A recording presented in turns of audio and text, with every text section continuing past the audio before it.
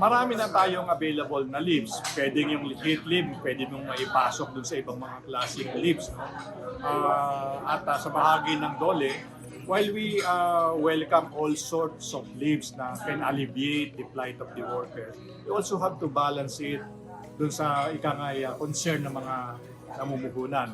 Yung aming labor advisory, may kinalaman sa ganitong klaseng sitwasyon and similar occurrences, weather disturbances.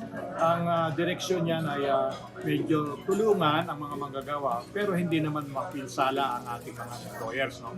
Meron na kaming direktiba sa kanila, may kinalaman sa pagkakaroon ng tamang ventilasyon sa mga pagawaan, pagkakaroon ng angkop na kasuotan, no?